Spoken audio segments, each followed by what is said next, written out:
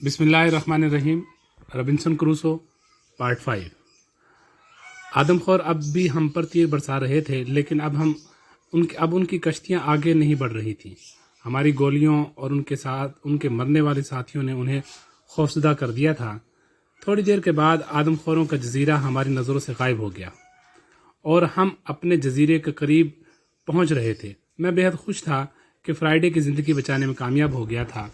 जजीरे के करीब पहुंचे तो फ्राइडे ने मशवरा दिया, मास्टर, वो लोग हम पर बहुत बड़ा हमला करने की कोशिश करेंगे। अब हमें अपनी कश्ती को इसकी पहली जगह नहीं बल्कि जुनूबी किनारे पर छुपा देना चाहिए।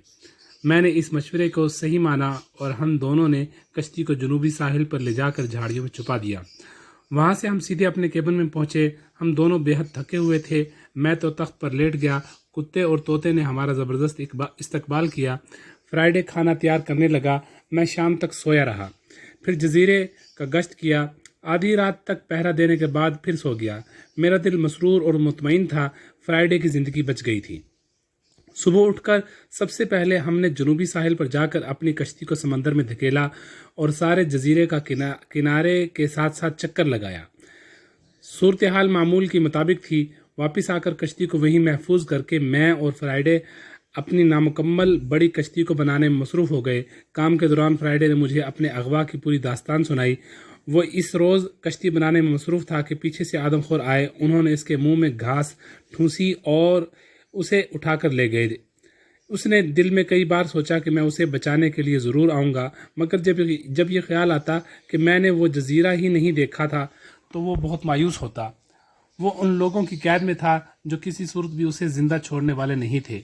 उसने बताया, मास्टर, आप मुझे बार बार याद आते थे। अगर आप मेरी मदद के लिए ना आते तो अब तक वो मेरे टुकड़े टुकड़े करके भून कर खा गए होते। मैंने इसकी सारी दास्तान सुनने के बाद पूछा, क्या अपना इतना नुकसान कराने, कई आदमियों को हलाक और ज़ख्मी कराने के बाद भी वो बदला लेने हम पर हमला करने के लिए आएंगे? क्या तुम्हारे ख्याल में जवाबी कार्रवाई की तैयारी करनी चाहिए? फ्राइडे ने बड़े ज़ोर से कहा, मास्टर, वो ज़रूर आएंगे। वो बड़ा हमला करेंगे। हमें उनके हमले का जवाब देने के लिए अभी से तैयारी कर लेनी चाहिए। बहुत सोच विचार के बाद मैं इस नतीजे पर पहुंचा कि हमें रात को बारी बारी केबिन के अंदर ही मोर्चा बनाकर पहरा देना होगा। बारूद का एक थैला भी हमारे पास था। गोलियां भी एक थैले में भरी हुई थी। हम दुश्मन का मुकाबला कर सकते थे। फ्राइडे को इसके दुश्मनों की कैद से छुड़ाकर हमें अपने जजीरे में आए 7 दिन हुए थे। मेरा प्यारा कुत्ता मर गया। मुझे उसकी मौत का बहुत दुख हुआ। उसने जजीरे में मेरी तन्हाई के इंतहाई शदीद और तकलीफ दिनों में मेरा साथ दिया था। इसकी रफ़ाकत ने मुझे बहुत बड़ा सहारा दिया था। वो बहुत बूढ़ा हो चुका था। अब इस अरसे में उसमें वो पहली सी तेज़ तरारी नहीं रही थी। वो थोड़ा सा भागने से हाँफने लगता था। वो केबिन में अपनी जगह पर बैठा घंटों मुझे देखता और हाँफता रहता था। मैंने इसके लिए कब्र खोदी और इसे दफन कर दिया। इसकी कब्र पर मैंने लकड़ी की एक तख्ती भी लगा दी। इस पर मैंने लिखा था कि मेरा वफादार कुत्ता। अजीब इत्तेफाक है कि वफादार कुत्ते की वफात के दूसरे हफ्ते तोता भी मर गया। ये भी एक ऐसा सदमा था जो मुझे बहरहाल बर्दाश्त करना पड़ा। खुदा जाने कुदरत को क्या मंजूर था जो ये के बाद दीगरे कुत्ता और तोता मर गए। मैंने कुत्ते के पास ही तोते को भी दफन कर दिया। 15-20 दिन गुजर गए, लेकिन दुश्मन की तरफ से कोई कार्रवाई ना हुई। मैं इत्मीनान का इजहार करता तो फ्राइडे कहता, मास्टर, वो ज़रूर आएंगे। वो तैयारियां कर रहे होंगे। वो हमें किसी कीमत पर माफ़ नहीं करेंगे। इसलिए भी मुझे फिर अगवा करके ले जाने के लिए आएंगे कि इस बार आपकी वजह से मैं बच गया। उन्होंने अपने देवता के सामने मेरी जो कुर्बानी देनी थी वो ना दे सके, इसलिए वो देवता की तौहीन बर्दाश्त नहीं करेंगे। जब तक वो मुझे कुर्बान ना कर लेंगे उन्हें चैन नहीं आएगा। मैं इसे हौसला देते हुए कहता, अगर वो आते हैं तो आने दो, हम भी उन्हें खूब मज़ा चखाएंगे। फ्राइडे कहता, मास्टर, वो बहुत बड़ी तादाद में आएंगे। भला हम 2 आदमी एक फ़ौज का मुकाबला कैसे कर सकेंगे? मैं उसे बताता, फ्राइडे, इस जजीरे पर हम दोनों ही रहते हैं, इसलिए मुकाबला भी हम दोनों को ही करना होगा, ख़्वाह दुश्मन की तादाद कितनी ही ज़्यादा क्यों ना हो। मेरी तसल्लियों से उसका हौसला तो बंधता, लेकिन परेशानी दूर ना होती। उसकी ये परेशानी बेजा भी नहीं थी, इसलिए कि वो अपने कबीले के लोगों और उनकी नफ्सियात को मुझसे बेहतर जानता था। बाज़ इत्तफ़ाक़ात बहुत अहम हुआ करते हैं। ایک دن میں اور فرائیڈے سمندر کے کنارے ٹہل رہے تھے کہ میں نے دور ساحل کی ریت پر کسی بڑی سی چیز کو دیکھا. میں نے دوربین لگا کر دیکھا تو مجھے یوں لگا جیسے وہ کوئی توپ ہے. ہم بھاگتے ہوئے اس جگہ پہنچے تو واقعی وہاں ایک اوسط سائز کی بڑی توپ پڑی تھی. ایسی توپیں جنگی جہازوں کے عرشے پر لگی ہوتی ہیں. یہ توپ بھی لکڑی کے ایک بڑے تختے پر جڑی ہوئی ایک طرف پہلو کے بل پڑی تھی. ہم دونوں نے زور لگا کر اسے سیدھا کیا. یہ ایک وزنی توپ تھی. فرائیڈے پوچھنے لگا ماسٹر یہ کیا چیز ہے؟ اس نے اس سے پہلے کبھی کوئی توپ نہیں دیکھی تھی، اس لیے وہ بڑا حیران ہو رہا تھا. میں نے اسے بتایا کہ اسے توپ کہتے ہیں اور اس میں اتنی طاقت ہوتی ہے کہ اگر اسے دشمن کی طرف اونچا کر کے چلایا جائے تو ایک ہی گولے سے بہت سے آدمیوں کے ٹکڑے اڑا دیتی ہے. توپ کی یہ خوبی سن کر وہ بہت خوش ہوا اور بولا ماسٹر دیوتا ہم پر بہت مہربان ہے، اس لیے ہمیں دشمن کے مقابلے کے لیے توپ دے دی ہے. میں نے خدا کا شکر ادا کیا جس نے مشکل وقت میں ہمیں یہ توپ عنایت کر دی. واقعی ہمیں اس کی بہت ضرورت تھی. میں سوچنے لگا کہ یہ توپ کہاں سے آئی. میرے خیال میں یہ توپ جنگی جہاز کی تھی جسے سمندری ڈاکوؤں نے سمندر میں ڈبو دیا ہوگا. چونکہ یہ توپ لکڑی کے تخت پر نصب تھی اس لیے سمندر کی تیز لہریں اسے ابھار کر سطح سمندر تک لے آئی ہوں گی اور پھر اسے بہا کر کنارے پر پھینک گئی تھی. اب مسئلہ یہ تھا کہ اس توپ کو کیبن تک کیسے لے کر جائیں. جس جگہ یہ توپ تھی وہاں سے ہمارا کیبن جنگل کے کنارے 100-150 گز کے فاصلے پر تھا. توپ اتنی بھاری تھی کہ ہم اسے اٹھا کر وہاں نہیں لے جا سکتے تھے. البتہ اسے گھسیٹ کر وہاں تک پہنچانے کی کوشش کی جا سکتی تھی، وہ بھی اس صورت میں کہ اس کے نیچے کسی درخت کے تنے کو رکھا جائے. ہم دونوں کلہاڑے سے ایک درخت کو کاٹنے لگے. درخت کاٹنے کے بعد اسے سرکاتے ہوئے ہم توپ کے پاس لائے. اس کے بعد بڑی مشکل سے توپ کو تنے کے اوپر رکھنے میں کامیاب ہوئے. پھر اسے گھسیٹتے ہوئے کیبن کی طرف بڑھے. جب توپ کیبن میں آ گئی تو ہم نے گھاس اور بکری کی کھال کے چمڑے سے توپ کو صاف کرنا شروع کیا. دوپہر تک ہم نے توپ کو چمکا دیا. میرے ذہن میں ایک بات آئی، ہم اگر اس توپ کا رخ ایک طرف ہی رکھتے ہیں تو اس توپ سے دشمن کے خلاف پورا فائدہ نہیں اٹھایا جا سکتا، کیونکہ دشمن دوسری طرف سے حملہ کر سکتا تھا. ضروری تھا کہ توپ کا رخ ہر سمت میں موڑا جا سکے. جب یہ بات میں نے فرائیڈے کو بتائی تو وہ کہنے لگا ماسٹر مگر ایسا کس طرح ہوگا؟ میں خود بھی سوچ رہا تھا. میں نے ذہن پر زور دیا، کئی ترکیبیں سوچیں. آخرکار اس کا حل میرے ذہن میں آ ہی گیا. فرائیڈے ایسا کرو، ہمارے پاس بکریوں کی جتنی کھالیں پڑی ہیں انہیں کاٹ کر جوڑ کر ایک مضبوط لمبا رسہ تیار کرو. فرائیڈے نے حیرت سے پوچھا ماسٹر چمڑے کا رسہ کس لیے؟ تم ساری کھالیں نکال لاؤ پھر دیکھو کیا ہوتا ہے. ہمارے پاس بکریوں کی جتنی کھالیں تھیں فرائیڈے نے انہیں نکال کر باہر لے آیا. ہم نے کھالوں کو لمبائی کے رخ سے کاٹنا شروع کیا، پھر ان کے لمبے باریک فیتے سے بنائے. اس کے بعد ان سب کو آپس میں جوڑ دیا اور مروڑ کر ایک لمبا رسہ تیار کیا. اس رسے کو میں نے فرائیڈے کے ساتھ مل کر توپ کے دونوں پہیوں کے درمیان میں ڈالا، پھر اسے اوپر کے درخت کی ایک بڑی ٹہنی کے ساتھ مضبوطی سے باندھ دیا. اس کے بعد ہم دونوں نے مل کر دونوں طرف سے رسے میں لکڑی ڈال کر اسے بل دینا شروع کیا. نتیجہ وہی نکلا جو میرے ذہن میں تھا. توپ زمین سے کم از کم 2 فٹ اونچی اٹھ گئی اور جھولنے لگی. اب ہم جس طرف چاہتے اسے موڑ سکتے تھے اور ہم نے ایسا کر کے بھی کئی بار دیکھا. ہمارا تجربہ کامیاب رہا تھا. اب ساری بات فرائیڈے کی سمجھ میں آ گئی تھی. خوشی سے بولا واہ ماسٹر کمال کر دیا. اب ہم توپ کا رخ جدھر چاہیں موڑ سکیں گے اور دشمن کو ہر طرف سے نشانہ بنایا جا سکے گا. کیبن سے بارود اور لوہے کی گولیوں کی بوری باہر لانے کے بعد ہم نے توپ کے قریب ایک گڑھا کھودا. بوریاں اس میں رکھ کر اوپر جھاڑیاں رکھ دیں. احتیاط کے طور پر میں نے وہاں پتھر بھی رکھوائے تاکہ اگر دشمن کے حملے کا مقابلہ کرتے ہوئے بارود اور گولیاں ختم ہو جائیں تو پتھر ڈال کر توپ داغتے رہیں. یہ سب کچھ کرتے ہوئے کئی بار میرے دل میں خیال آیا کہ یہ ساری تیاری بیکار جائے گی، کیونکہ میرے خیال میں ایک تو اب آدم خور ادھر آنے کی جرات ہی نہیں کر سکتے، اور اگر وہ کوشش بھی کرتے تو زیادہ آدم خور نہیں آ سکتے تھے. میں سمجھتا تھا کہ وہ رات کو تھوڑی سی تعداد میں چھپ کر آئیں گے اور کارروائی کریں گے اور ہم ان سے توپ کے بغیر بھی آسانی سے نمٹ سکتے تھے. بہرحال رات کو میں اور فرائیڈے باری باری پہرا دیتے رہے. 15 دن اور گزر گئے. جب دشمن کی طرف سے کوئی حملہ نہ ہوا تو میں نے رات کو پہرا دینا چھوڑ دیا۔ فرائیڈے مجھے خبردار کرتا رہا کہ انہوں نے اچانک حملہ کر دیا مگر میں لاپرواہی کا اظہار کرتا رہا، اس لیے کہ مجھے یقین ہی نہیں تھا کہ آدم خور کسی بڑے حملے کی تیاری کر رہے ہیں۔ میں سمجھتا تھا کہ ان کے اتنے آدمی ہلاک اور زخمی ہو چکے ہیں اور وہ پستول اور بندوق سے اتنے خوفزدہ ہیں کہ وہ دوبارہ ادھر کا رخ نہیں کریں گے، مگر ہم پر آدم خوروں نے حملہ کیا اور یہ حملہ اچانک ہوا۔ سچ تو یہ ہے کہ اگر ہمارے پاس توپ نہ ہوتی تو ہم زندہ نہیں بچ سکتے تھے۔ آسمان پر بادل چھائے ہوئے تھے، ٹھنڈی ہوا چل رہی تھی، میں حسب معمول گشت پر تھا۔ دوربین سے آس پاس کا جائزہ لیا تو کوئی غیر معمولی چیز دکھائی نہ دی۔ میں واپس اپنے کیبن کی طرف آ رہا تھا کہ اچانک مجھے کچھ شور سا سنائی دیا۔ میں نے سمندر کی طرف دیکھا اور حیران رہ گیا۔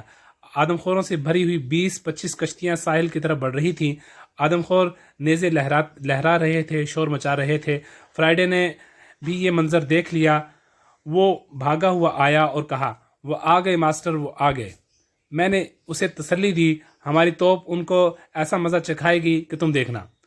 ہم تیز تیز بھاگتے اپنی توپ کے پاس پہنچے، گڑھے سے بارود اور سیسے سے بھری ہوئی بوریاں نکالیں۔ توپ میں بارود بھر کر میں نے اس کا منہ سیسے کی گولیوں سے بھر دیا، چکماک رگڑ کر آگ دہکا کر ان پر درختوں کی شاخیں ڈال دی۔ اب ہم دشمن کا زبردست استقبال کر سکتے تھے۔ فرائیڈے توپ پر چڑھا بیٹھا تھا۔ میں نے اسے وہاں سے ہٹایا اور کہا، جب میں توپ کو آگ دکھاؤں تو کانوں میں انگلیاں ٹھونس کر زمین پر بیٹھ جانا۔ میں نے اپنے کانوں میں بکری کی اون کے پھاہے ٹھونس لیے تھے۔ دشمن کی کشتیاں ساحل پر رکیں، وہ سب کشتیوں سے اتر کر تیر کمان لیے ہمارے کیبن کی طرف بڑھنے لگے۔ ایک شخص سب سے آگے تھا، اس نے سر پر کسی جانور کا سر باندھ رکھا تھا۔ سب سے آگے چلتے ہوئے وہ چیخ کر نعرے لگا رہا تھا۔ فرائیڈے نے بتایا، یہی وہ سردار ہے جس نے میرے خاندان کو قتل کر دیا۔ اس وقت وہ ایسے نعرے لگا رہا تھا جو مذہبی جنگ لڑنے کے لیے آتے ہوئے لگاتے ہیں۔ توپ عمل کے لیے بالکل تیار تھی، توپ یعنی کہ کام کے لیے بالکل تیار تھی۔ انتظار تھا تو اس بات کا کہ وہ توپ کے نشانے میں آ جائیں۔ دلیری سے آگے بڑھنے والے سوچ بھی نہیں سکتے تھے کہ کتنی بڑی قیامت ان پر ٹوٹنے والی ہے۔ میں نے ان کا بھرپور جائزہ لیا۔ وہ 150 سے کسی طور پر بھی کم نہیں تھے۔ وہ سب نیزے لہرا رہے تھے اور نعرے لگا رہے تھے۔ جب ہمارے کیبن اور ان کے مابین آدھا فاصلہ رہ گیا تو ان سب نے ہم پر تیروں کی برسات کر دی۔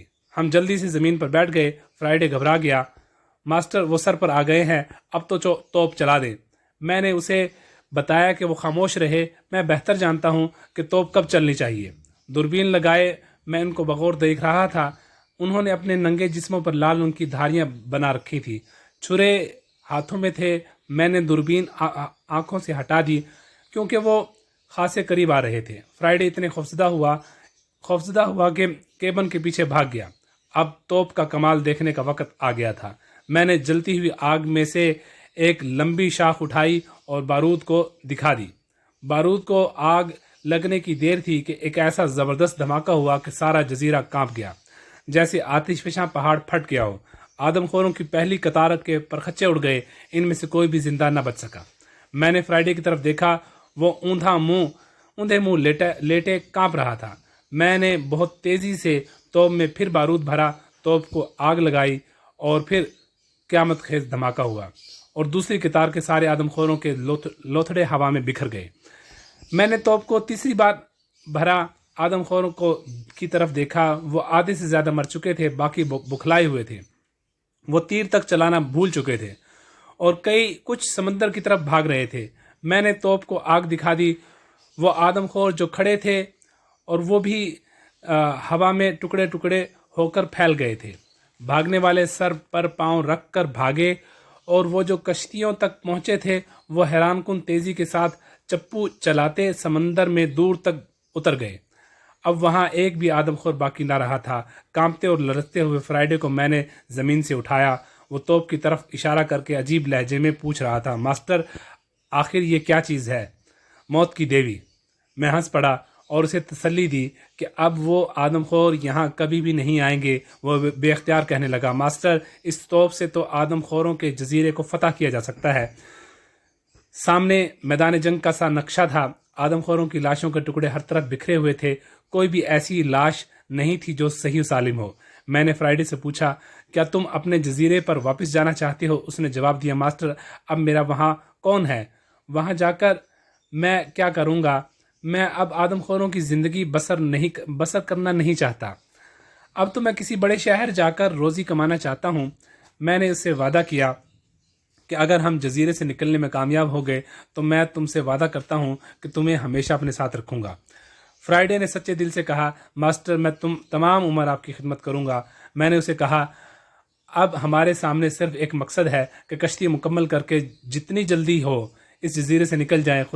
خدا نے چاہا ہم ایک نہ ایک دن ٹرینڈڈ کے ساحل پر ضرور پہنچیں گے۔ توپ کو اچھی طرح صاف کیا، جو بارود بچ گیا تھا اسے محفوظ کر لیا۔ اس رات ہم چین کی نیند سوئے۔ دوسرے دن سے ہم نے بھرپور محنت سے کشتی بنانا شروع کر دی۔ میرا اب اس جزیرے میں ایک پل بھی دل نہیں لگتا تھا۔ شام تک کام کیا تو فرائیڈے کہنے لگا، ماسٹر اب چند دنوں میں کشتی مکمل ہو جائے گی اور ہم اس جزیرے کو ہمیشہ کے لیے چھوڑ دیں گے۔ میں بہت اداس رہنے لگا۔ اس جزیرے میں میری جوانی بڑھاپے میں بدل گئی تھی۔ میں نے سمندری جہازوں کے غرق ہونے کی کئی کہانیاں پڑھی تھیں۔ ایسے لوگوں کی داستانیں بھی میری نظر سے گزری تھیں جو جہاز کی تباہی کے بعد کسی ویران جزیرے میں جا نکلے تھے، لیکن پھر کسی جہاز نے انہیں اٹھایا اور ان کی دنیا میں واپس پہنچا دیا۔ لیکن میرے ساتھ جو کچھ ہوا وہ اپنی جگہ ایک اکیلی مثال تھی جو ناقابل یقین واقعہ تھا۔ ان طویل برسوں میں کوئی جہاز ادھر نہ آیا۔ اب ساری امیدیں میری اس بڑی کشتی کے ساتھ وابستہ تھی جسے ہم بنا رہے تھے۔ ہم سارا دن اس کشتی پر کام کرتے۔ فرائیڈے کی ہمت اور محنت کی میں داد دیتا ہوں کہ اس نے کشتی بنانے میں میرا پورا ہاتھ بٹایا، بلکہ مجھ سے بھی زیادہ محنت کی۔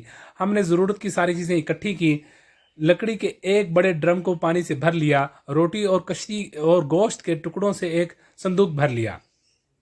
غرض یہ کہ ایک لمبے سمندری سفر میں ہمیں جس چیز کی ضرورت پڑ سکتی تھی ہم نے کشتی میں جمع کی۔ چونکہ بارشوں اور سمندر میں طوفان کا موسم شروع ہونے والا تھا، اس لیے ہم نے اس موسم کے ختم ہونے تک جزیرے میں ٹھہر جانے کا فیصلہ کیا۔ اور پھر ایک دن ایک بڑی کشتی ہمارے جزیرے کے ساحل کے طرف آتی دکھائی دی۔ میں نے پستول نکال لیا اور مقابلے کی تیاری کرنے لگا۔ کشتی میں آدم خور سوار تھے۔ کشتی ساحل پر رکی اور پھر ایک آدم خور اس میں سے اتر کر بھاگتا ہوا ہماری طرف آیا۔ فرائیڈے نے اسے پہچان لیا اور کہا، یہ میرے باپ کا ایک وفادار ساتھی ہے۔ وہ آدم خور میرے پاس آ کر قدموں میں یوں گر گیا جیسے مجھے سجدہ کر رہا ہو۔ میں نے اسے اٹھایا اور پوچھا، وہ کیسے آیا ہے؟ اس نے بڑے دکھ بڑے لہجے میں کہا، ظالم سردار نے اس عبرتناک شکست کے بعد ان سب لوگوں کو قید کر لیا جو فرائیڈے اور اس کے باپ کے وفادار ہیں۔ اس نے ان کے بچوں اور عورتوں کو بھی قیدی بنا لیا اور پورے چاند کی رات کو وہ سب کو قربانی دینے والا ہے۔ میں بڑی مشکل سے جان بچا کر یہاں تک پہنچا ہوں۔ ہماری اور ہمارے بچوں کی جان بچاؤ، ظالم سردار سے ہمیں نجات دلاؤ۔ جب میں نے اس سے پوچھا کہ میں کس طرح ان کی مدد کر سکتا ہوں تو اس نے بڑی سادگی سے جواب دیا، تم جادوگر ہو، تمہارے پاس آگ برسانے والا جادو کا پہاڑ ہے، اسے لے کر ہمارے جزیرے کو فتح کر لو، سردار کو ختم کر دو، ہم ساری عمر تمہارا احسان نہیں بھولیں گے، دعائیں دیں گے، ورنہ وہ ہماری عورتوں اور بچوں کو بھی قتل کر کے بھون کر کھا جائیں گے۔ میں نے فرائیڈے سے پوچھا کہ ہمیں کیا کرنا چاہیے تو اس نے کہا، ماسٹر یہ میرے والد کے سچے اور وفادار ساتھی ہیں، انہوں نے ہمیشہ میرے والد کا ساتھ دیا، اب میں بھی ان کا ساتھ دوں گا۔ اب مجھے اجازت دیں کہ میں یہ توپ کشتی پر رکھ کر جزیرے میں جا کر ظالم سردار کو ختم کر دوں۔ میں نے جواب دیا، توپ چلانا تمہارے اکیلے کے بس کا روگ نہیں، میں تمہاری زندگی خطرے میں نہیں ڈالوں گا، میں تمہارے وفادار قبیلے کی مدد کے لیے خود تمہارے ساتھ چلوں گا۔ فرائیڈے اور وہ آدم خور میرے فیصلے پر بہت خوش ہوئے۔ اس آدم خور کو مدد کا پورا یقین دلا کر ہم نے واپس بھجوا دیا۔ توپ بہت وزنی تھی، یہ ہماری چھوٹی کشتی میں نہیں جا سکتی تھی، اس لیے ہم نے نئی اور بڑی کشتی سے سارا سامان اتارا اور اسے حفاظت سے پھر کیبن میں رکھ دیا۔ ہم نے توپ کو بڑی اور نئی کشتی میں رکھا اور پھر سے اسے رسوں سے کھینچتے ہوئے سمندر کے کنارے تک لے گئے۔ بارود بھی کشتی میں رکھ لیا گیا۔ اگرچہ موسم کا کچھ اعتبار نہیں تھا، پھر بھی جلدی حملہ کرنا ضروری تھا، کیونکہ 2-1 دنوں کے بعد چاند رات آنے والی تھی۔ بلا شبہ سینکڑوں لوگوں، بچوں اور عورتوں تک کی زندگیاں خطرے میں تھی۔ اپنے منصوبے پر غور کرنے کے بعد میں نے فرائیڈے سے کہا آج صبح منہ اندھیرے ہم آدم خوروں کے جزیرے پر حملہ کریں گے۔ فرائیڈے کو بھلا کیا اعتراض ہو سکتا تھا؟ ابھی صبح نہیں ہوئی تھی اور تاریکی پھیلی ہوئی تھی کہ ہم دونوں کیبن سے نکلے اور بڑی کشتی میں آ گئے اور کشتی کو دھکیلتے ہوئے کھلے سمندر میں لے آئے۔ سمندر پرسکون تھا۔ جب ہمارا جزیرہ نگاہوں سے اوجھل ہوا تو صبح کی روشنی پھیلنے لگی۔ تھوڑی دیر میں ہمیں آدم خوروں کا جزیرہ دکھائی دینے لگا۔ میں نے فرائیڈے کو اپنی حکمت عملی سے آگاہ کیا، ہم سامنے سے نہیں بلکہ پیچھے سے گولہ باری کریں گے۔ اس طرح ہم سردار کی بڑی جھونپڑی کا صحیح نشانہ لے سکیں گے۔ فرائیڈے نے میرے منصوبے کی تائید کی۔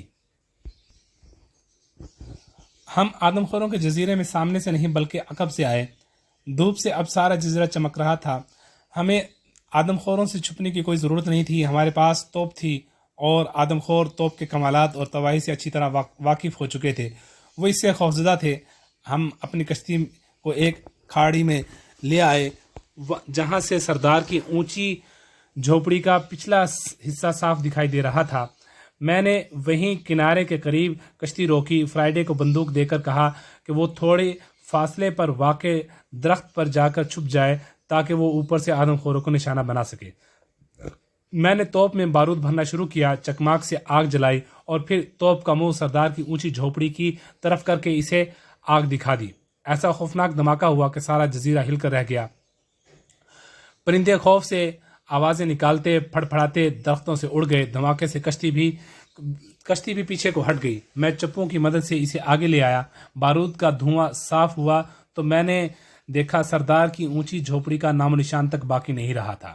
جزیرے پر گویا قیامت ٹوٹ پڑی تھی۔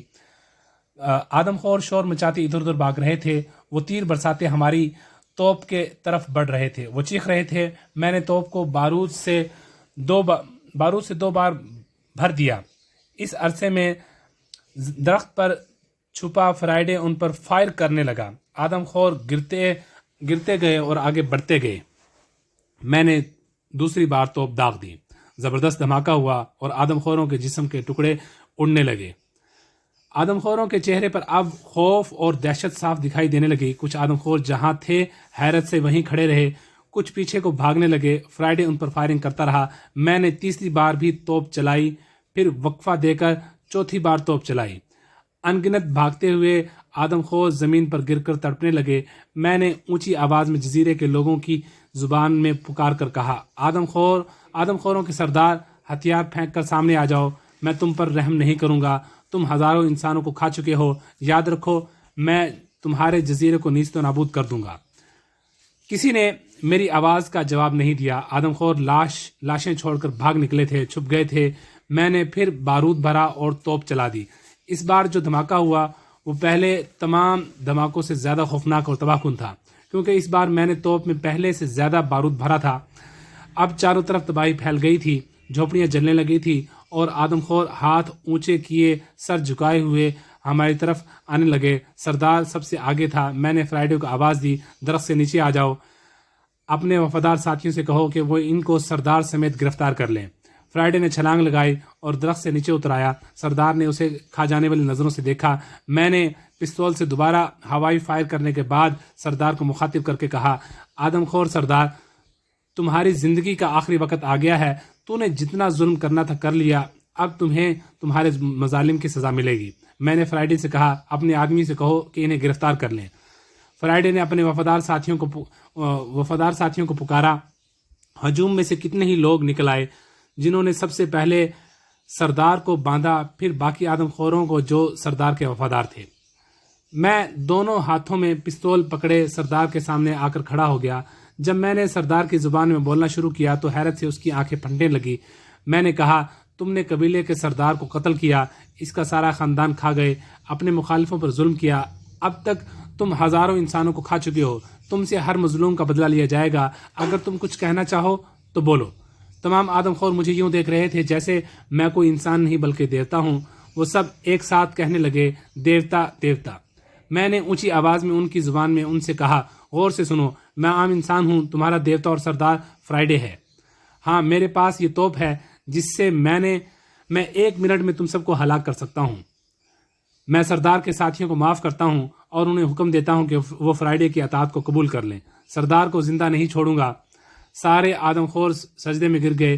پھر انہوں نے فرائیڈے کو اپنا سردار تسلیم کر لیا۔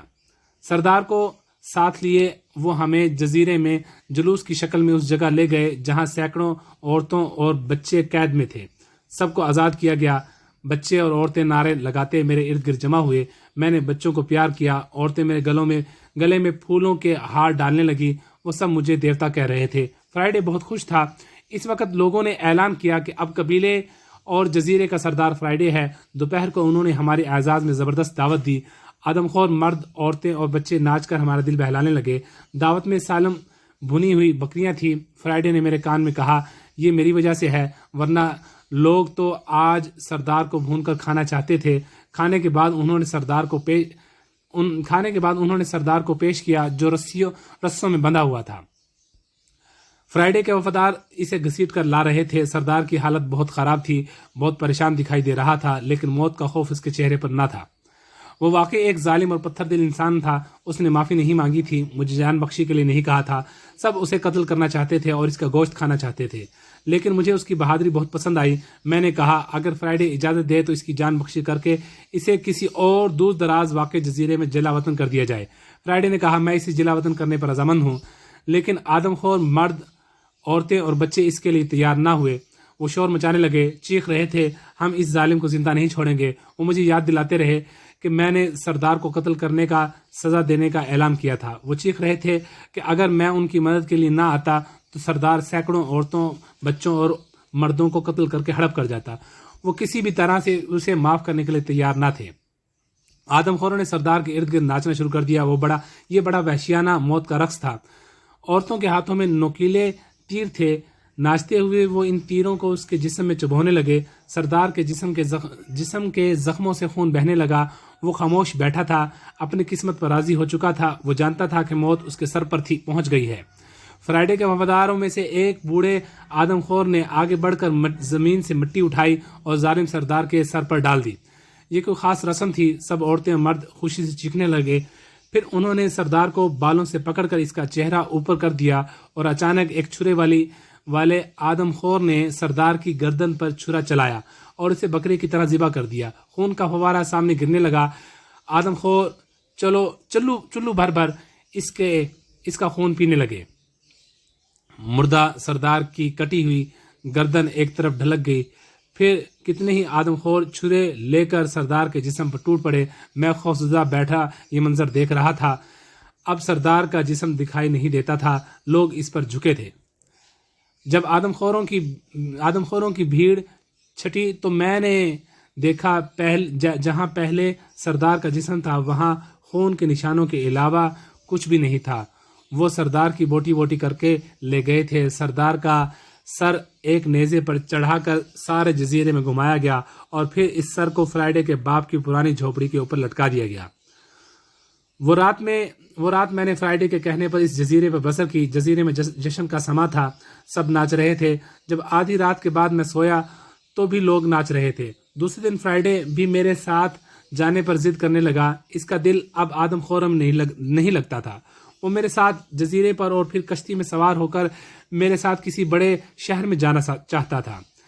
میں نے اسے سمجھایا کہ اب وہ سردار ہے اور اسے اپنے جزیرے اور اپنے قبیلے میں رہنا چاہیے، اور وہ ان لوگوں کی عادتیں بدل کر آدم خوری کی عادت چھڑا کر انسانیت پر بڑا احسان کر سکتا تھا۔ میں نے اسے اپنی دلیلوں سے قائل کر لیا اور وہ اپنے جزیرے پر رکنے پر آمادہ ہو گیا۔ میں جانتا تھا کہ اگر فرائیڈے میرے ساتھ کسی بڑے شہر میں بھی چلا گیا تو وہاں اس کا دل نہیں لگے گا۔ وہ بڑے شہروں میں رہنے کا عادی نہیں ہو سکتا تھا۔ چلتے وقت میں نے اسے توپ بھی دے دی اور بارود بھی، اور 2 پستول بھی اس کے حوالے کر دیے۔ سارے جزیرے نے مجھے رخصت کیا۔ فرائیڈے بہت جذباتی ہو رہا تھا۔ اس نے کہا وہ مجھے ملنے کے لیے جزیرے میں آتا رہے گا۔ میں اب پھر اکیلا تھا۔ طوطے اور کتے کی موت کے بعد فرائیڈے بھی اب اپنے جزیرے میں تھا۔ تنہائی مجھے کاٹنے کو دوڑتی تھی۔ اب اپنے کیبن میں بیٹھ کر میں سوچنے لگا، اب میں یہ تنہائی کیسے برداشت کروں گا؟ 32 برس سے میں اس جزیرے میں تھا اور اس جزیرے میں ایک پل بسر کرنا بھی میرے لیے مشکل ہو رہا تھا، لیکن میں مجبور تھا۔ بارشوں اور سمندری طوفان کے موسم کے گزر جانے کے بعد ہی میں جزیرے سے نکل سکتا تھا۔ اس رات مجھے بخار ہو گیا، بخار کی شدت میں اضافہ ہوتا چلا گیا اور جانے بے ہوشی میں کیا کیا بکتا رہا۔ مجھے یہ احساس ہونے لگا کہ اب میں نہیں بچ سکوں گا۔ اگلے دن شام کو بخار میں کمی ہوئی، پھر بھی میں رات بھر لیٹا رہا۔ اگلے دن دوپہر کو میں اٹھا، سمندر کے کنارے دھوپ میں آ کر بیٹھ گیا۔ گرمی کا موسم شروع ہو رہا تھا، شام تک وہیں دھوپ سیکتا رہا۔ رات کو کچھ روٹی اور خشک انگور کھا کر سو گیا۔ اس رات بخار بھی اتر گیا، نیند بھی خوب آئی۔ صبح میں اچھاچ بچھاچ اٹھا۔ میں نے بڑی کشتی میں پھر سے ضروری سامان لادنا شروع کر دیا۔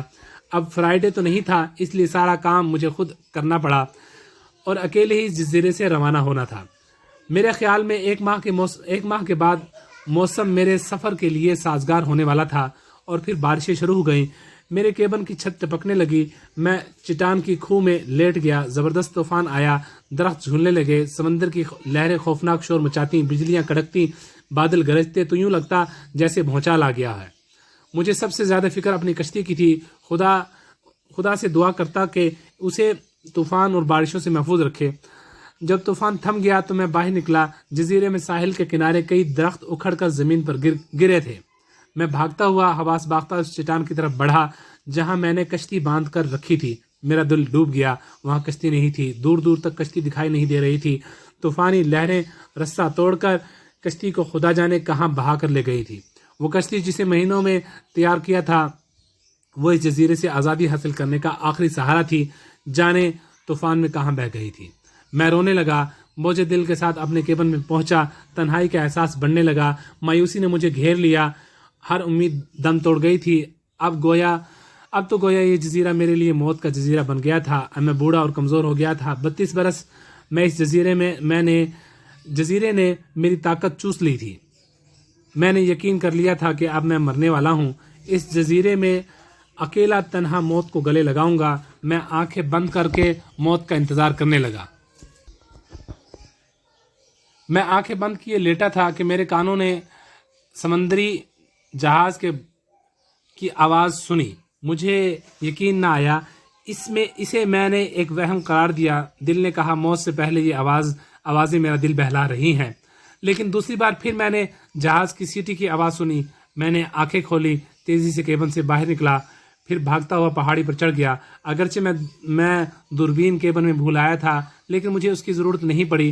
وہ سمندر میں تھا، میرے اور اس کے درمیان خاصا فاصلہ تھا۔ مجھے اپنی آنکھوں پہ یقین نہ آیا۔ میں نے 2-3 بار اپنے ہاتھوں سے اپنی آنکھوں کو ملا۔ ہاں، وہ جہاز تھا، سمندر میں کھڑا جہاز تھا۔ نیلی وردیوں والے ملاح صاف نظر آ رہے تھے اور کچھ ملاح ایک کشتی میں بیٹھے ساحل سے جہاز کی طرف جاتے دکھائی دیے۔ میں زور زور سے چیخنے اور چلانے لگا۔ میں نے پستول سے ہوائی فائر کیا۔ پستول کی آواز پر جہاز کی طرف جاتی ہوئی کشتی مڑی اور ساحل کی طرف بڑھنے لگے۔ میں پہاڑی سے اترا اور سمندر کی طرف بھاگنے لگا۔ دریا میں ریت پہ منہ کے بل گرا، لیکن پھر اٹھ کر بھاگنے لگا۔ میں ساحل پر جا کر گر گیا۔ کشتی ساحل پر آ کر رکی۔ نیلی وردیوں والے ملاح اتر کر میرے ارد گرد کھڑے ہو گئے۔ وہ مجھے حیرت سے دیکھ رہے تھے۔ میں انہیں دیکھ کر ناقابل بیان خوشی محسوس کر رہا تھا، کیونکہ وہ مہذب انسان تھے جنہیں دیکھے مجھے 32 برس ہو گئے تھے۔ ایک ملاح مجھ پر جھکا اور پوچھا، تم کون ہو؟ میں نے جواب دیا، میں انسان ہوں۔ پھر میں نے اپنا سفید بالوں والا بوڑھا چہرہ ہاتھوں میں اوپر اٹھا کر رونا شروع کر دیا۔ ملاح مجھ سے ہمدردی کا اظہار کرنے لگے۔ انہوں نے مجھے ریت سے اٹھایا۔ جب میں نے بتایا کہ میں اس جزیرے میں 32 برس سے ہوں تو انہیں یقین نہیں آ رہا تھا۔ میں انہیں پہاڑی پر لے گیا، وہ لکڑی کا کیلنڈر دکھایا جو میں نے بنایا تھا، اپنے کیبن میں لے کر گیا۔ وہ حیران اور ششدر رہ گئے۔ انہوں نے مجھے کشتی میں سوار کیا اور جہاز پر لے گئے۔ یہ ایک کھلا اور خوبصورت جہاز تھا۔ کپتان نے ہمدردی سے میری کہانی سنی اور حیران رہ گیا۔ میری ہمت پر سب نے مجھے داد دی۔ انہوں نے مجھے بتایا کہ پچھلی رات کے طوفان کی وجہ سے ان کا جہاز بھٹک کر ادھر آ گیا تھا۔ ملاح جزیرے میں اپنے پانی کی پینے کی تلاش میں اترے تھے۔ میں نے اپنی قسمت پر جو بہت برسوں کے بعد مہربان ہوئی تھی خدا کا شکر ادا کیا، کیونکہ اگر میں سویا ہوا ہوتا یا جہاز کے بھونپوں کی آواز نہ سنتا تو جہاز جا چکا ہوتا، میں اسی جزیرے میں مر جاتا۔ جہاں میں نے اپنی بھرپور جوانی کے دن انتہائی تکلیف اور قسم پرسی میں گزار دیے تھے۔ جہاز چل پڑا، جزیرہ دور ہوتا چلا گیا، مجھے اپنے کتے اور طوطے کی آواز سنائی دی۔ کپتان نے مجھے نرم بستر پر لٹا دیا تھا، میں خوشی سے آنسو بہا رہا تھا۔ 1 مہینے کے بعد جہاز لندن پہنچا۔ میرا باپ کب کا مر چکا تھا، میرا کوئی رشتہ دار نہ تھا۔ کپتان نے مجھے اپنے ہی جہاز پر نائب کپتان کی ملازمت دے دی اور میں نے اپنی باقی زندگی اسی طرح خاموشی سے بسر کر دی۔ ڈیئر اسٹوڈنٹس، اس طرح ہمارا یہ ناول رابنسن کروسو آج اختتام کو پہنچا۔ انشاءاللہ نیکسٹ لیکچر میں نیکسٹ ٹاپک کے ساتھ حاضر ہوں گے، تب تک کے لیے اللہ حافظ۔